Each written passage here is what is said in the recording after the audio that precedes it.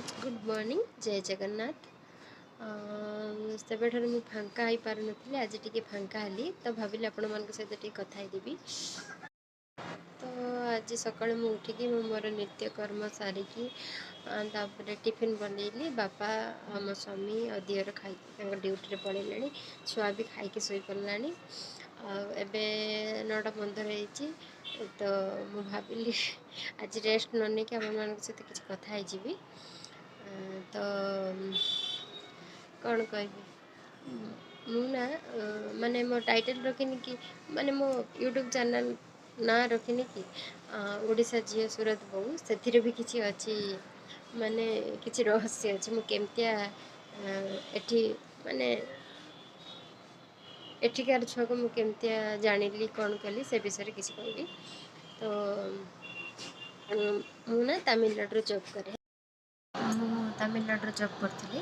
तो मु वर्षर थे माने आम घर को आसे ओडिशा बालेश्वर सहर में आम घर। तो मुझे आसे तो ए वर्ष के जड़े जानी बापा मत पूरा व्यस्त कर पकड़ कि तू आसे घर को आसे ना मुझे नहीं आसबि जनवरी मस मुझे ना मुझे जीवी टिकेट काटि कहीं तुम छानी हो मुझे जीवी कहीं एमती हो मत कहना जे से मो बाहागर ठीक कर देते मुझे भी जान नी जे मो बाहागर ठीक हो जाए। तो मुझे मोर जिते तारीख टिकेट थी मुझे आसली आसिकी घर पहुँची धर के पहुँचली 8 तारीख भूली जाइए डेट 9 तारीख आसिकी घर पहुँचली। तो घर पहुँचली तो तापर मुझे रेस्ट लगे परदिन मत देखापी आसले समस्ते सॉरी मु भूल कहीदेली 8 तारीख रे आसिक पहुँचली।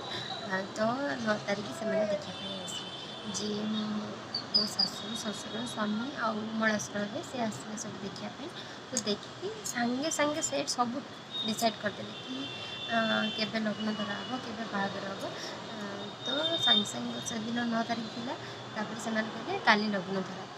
तो मोर से मैंने केमती रिएक्शन थी आपण मैंने भाभी पड़ते गोटे झील एत दिन है घर नाला तो घर को आसी से घरे गोटे दिन भी बापा माँ सहित समय बीते ना तार बाहागर ठीक करदे मैंने मुझे एत रागिगली एत कांदिली तो मुझे कहली एमती बोधे कहते देखला बेलू सतर तो कहले आम काली आसबू लग्न धरवाई। तो आउ गोटे दिन छाड़ी जेदिन 12 तारीख बाहागर जे दिन छाड़देली से दिन जागर थी शिवरात्रि 11 तारीख। तो मोर मार्च 12 दिन 12 तारीख थी बाहागर मोर है मंदिर बाहागर भी सरला। तो सॉरी आहरी मझे किसी कथा अच्छे माने जिते बड़े से लग्न धरी गले से मो नंबर मागिले जे नंबर तुम नंबरटा दियो है मुझे नंबर दे दी जी मो स्वामी एवं सी मत राति मेसेज कले कि हाय मु मोहन कहूँ मत तो से ना गाँ ठिकाना किसी भी जना ना मुझे कौन करी से मोहन कहूँ मुझे तुमको जानी तुमको जानी बहुत थर कहली मुझे तुमको जानी तुम किए मोहन मुझे जानी मु मोहन कहूँ अरे मु मोहन कहूँ भी एत ओडिया आसेनी जे से मत बुझे कहीपर सब कथा। तो मोहन कहूँ किए मोहन देखिए पुणी मुझे रागिकी कहूँ कि मो बाहागर ठीक है जाए काली मो बाहागर हम कौन हो तुम मत परेशान कर डिस्टर्ब कर पुलिस एफआईआर देवी एमती कहली। कहूँ जे मुझे पुलिस एफआईआर देदेवी एफआईआर देदेवी कहीं मत डिस्टर्ब करमती कहूँ से आउ कि न कहीकि बस से आउ कि न कहीकि आ मत मेसेज कले तो मो बाहागर है जो दिन बाहागर है 12 तारीख दिन से दिन दिन बाहागर है दिन एमती आसी ट्रेन बसिकी रेस्ट नहीं तो खिया पियार भी ठीक ठिकाना थिलानी।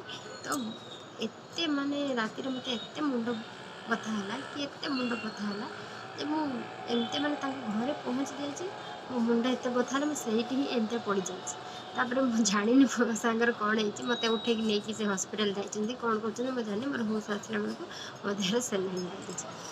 तो सेठू आसिली आ राति आसिक घरे शोई तो पुणी मत से नंबर मेसेज आसला कि तुम मुंड बथा छाड़ा देखिए मुझे माने डाउट कली ମୋତେ ରାତିରେ ମେସେଜ୍ ଆସିଛି କି ତମ ମୁଣ୍ଡ ବଥା ଛାଡ଼ିଲା।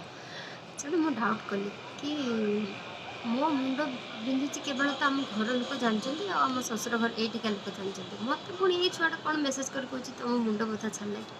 ଦେଇକି ମୁଁ ସେଠୁ ଭାବିଲି ଓ ଦିଅର କିଏ ବୋଧେ ମୋ ସହିତ ମଜା କରୁଛନ୍ତି। ଦେଇକି ମୁଁ ତାଙ୍କୁ କହୁଛି ମୋ ଦିଅର 2 ଜଣ ଅଛନ୍ତି, ଜଣଙ୍କ ନାଁ ସୁଜିତ ଆଉ ଜଣଙ୍କ ନାଁ ମହେଶ। ତ ମୁଁ କହୁଛି ମହେଶ, ସେ କହୁଛି ନା ମୋହନ। ମୋହନ କିଏ ସେତେ ପର୍ଯ୍ୟନ୍ତ ଆପଣମାନେ ଭାବନ୍ତୁ ମୁଁ ମୋ ସ୍ୱାମୀଙ୍କ ନାଁ ବି ଜାଣିନଥିଲି ସେତେ ପର୍ଯ୍ୟନ୍ତ ତାଙ୍କ ନାଁ ମୋହନ ବୋଲି। ତ ତାପରେ କିଛି ସମୟ କଥା ହେଲା ପରେ ତାପରେ ମୁଁ ସେଠି ମୋର ଜଣେ ନଣନ୍ଦ ଥିଲି, ମୁଁ ପଚାରିଲି ତମ ଭାଇଙ୍କ ନାଁ କ'ଣ? ସେ ସେଇଠୁ କହିଲେ କି ତାଙ୍କ ନାଁ ମୋହନ। ମୁଁ ସେଇଠୁ ଜାଣିଲି କି ମୋତେ ଯିଏ ମେସେଜ୍ କରିଛନ୍ତି ସେ ମୋ ସ୍ୱାମୀ। ଆଉ ମୁଁ ତାଙ୍କୁ ଏତେ ଖରାପ ଭାଷାରେ ଗାଳି ଦେଉଛି ଆପଣମାନେ ଭାବିପାରିବେ। ତ ଏମିତି ବାହାଘର ହେଇଥିଲା ଆଉ ଆଉ ସେଇଠୁ ମୁଁ ସୁରତର ବୋହୂ ହେଇଗଲି। ମାନେ ସେମାନଙ୍କ ଘର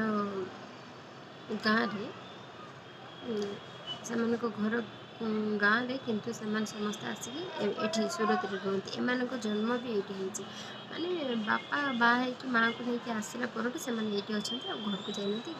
ଗାଁରେ ଆମର ଘର ଅଛି କିନ୍ତୁ ସେଠି କେହି ରୁହନ୍ତିନି, ଏମିତି ପଡ଼ିଛି ଘର। ଆମେ ଯେତେବେଳେ ଗାଁକୁ ଯାଉ ସେଠି ଚାବି ଖୋଲିକି ପୁଣି ସେଠି ରହୁ, ନହେଲେ ଆମେ ସବୁବେଳେ ଏଇଠି। ଆଉ ଏମାନଙ୍କୁ ଏତେ ଓଡ଼ିଆ ବି ଆସେନି। ମୋ ସ୍ୱାମୀ ଦିଅର 2ଟା ଦିଅର ତାଙ୍କୁ ଏତେ ଓଡ଼ିଆ ଆସେନି। ସେମାନେ ହିନ୍ଦୀରେ କଥାବାର୍ତ୍ତା କରନ୍ତି, ଆମେ ତାଙ୍କ ସହିତ ଓଡ଼ିଆରେ କଥାବାର୍ତ୍ତା କରୁ।